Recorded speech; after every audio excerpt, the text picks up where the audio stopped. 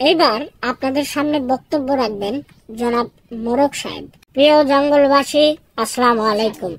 আজকের এই মঞ্চে আমি কারো সমালোচনা করতে চাই না, শুধু বলতে চাই আপনারা জঙ্গলবাসী আমার ও বাকি দুই প্রার্থী সম্পর্কে ভালো করেই জানেন।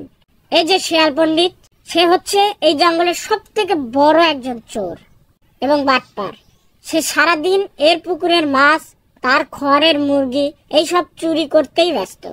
আপনারাই বলেন, কোন চোর আর চিটার বাটপার যদি জঙ্গলের দায়িত্বভার নেয় তাহলে আমাদের জঙ্গলের কি অবস্থা হবে একবার ভালো করে ভেবে দেখুন।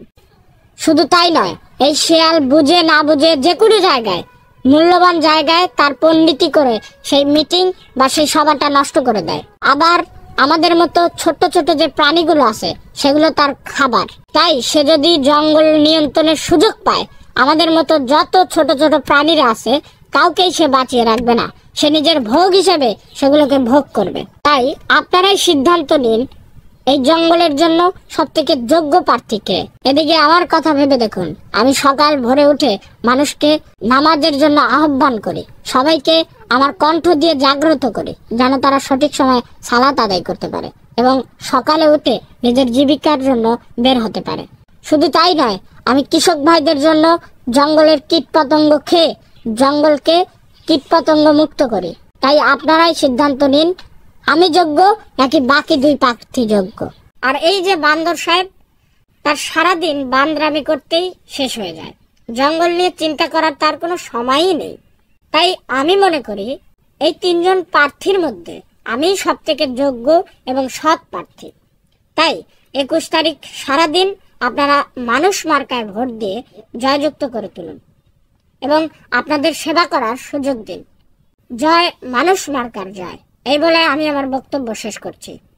ধন্যবাদ মোরক ভাইকে তার মূল্যবান বক্তব্য আমাদের সামনে পেশ করার জন্য। এইবার আপনাদের সামনে বক্তব্য পেশ করবেন আমাদের শিয়াল পণ্ডিত মশাই। শিয়াল পণ্ডিত মশাইকে মঞ্চে আসার জন্য আমি বিনীত অনুরোধ জানাচ্ছি। প্রিয় জঙ্গলবাসী, আসসালামু আলাইকুম এবং নমস্কার, আদাব এবং অন্যান্য জাতির প্রতি আমার আন্তরিক শুভেচ্ছা। আপনারা সবাই আমাকে চেনেন। আগামী 21 তারিখে আমি বই মার্কা নিয়ে দাঁড়িয়েছি। এত মার্কা থাকতে আমি বই মার্কা নিয়ে দাঁড়িয়েছি, কারণ বই হচ্ছে জ্ঞানের আলো। শিক্ষাবিহীন একটি জাতি মূল্যহীন। তাই আপনারা জানেন, আপনাদের ছোট ছোট বাচ্চাদের আমি অনেকেরই শিক্ষার আলো তৈরি করে দিয়েছি। তাদের মধ্যে তারা এখন অনেকেই বড় বড় পোস্টে চাকরি করছে। বিদায় আমাকে যদি ভোট দিয়ে জয়যুক্ত করতে পারেন, আমি এই জঙ্গলবাসীকে কথা দিতে চাই, আমি এই জঙ্গলের অনেক উন্নত করব, যা দুই প্রার্থী করতে অক্ষম। তাদের সম্পর্কে আমি বেশি কিছু বলতে চাই না, তবে না বললেই নয়। মোরক সাহেব, যার সারাটা দিন কাটে পরকিয়া করতে, সে এক মুরগিতে নিজের স্বাদ মেটাতে পারে না, পাড়ার প্রতিটি মুরগির পিছনে সে ধাওয়া করে বেড়ায়। তাতে এটি পরিষ্কার হয়ে যায় যে তার চরিত্রগত দিক থেকে সমস্যা আছে। এদিকে আমাদের বানর সাহেব, তিনি কিনা সারাদিন গাছের উপরে থাকে, গাছের নিচে জঙ্গলবাসী যদি মারাও যায় তার দেখার সুযোগ নাই। ছোট্ট এই দুটি প্রাণী জঙ্গলকে কিভাবে রক্ষা করবে আপনারাই ভেবে বলুন। তাই আমি মনে করি এই তিন প্রার্থীর মধ্যে আমি সব থেকে যোগ্য এবং সৎ প্রার্থী। আমি আরো বলতে চাই, আমাকে যদি ভোট দিয়ে জয়যুক্ত করেন, আমাদের জঙ্গলকে সর্বত্র সুযোগ সুবিধা এবং ভাতা, আইনগত সুবিধা এবং জঙ্গলে কোনো অনৈতিক কাজ হতে দেব না, আমি কথা দিলাম। তবে তারা যদি নির্বাচিত হয়, তারাই জঙ্গলকে রক্ষা করতে পারবে না।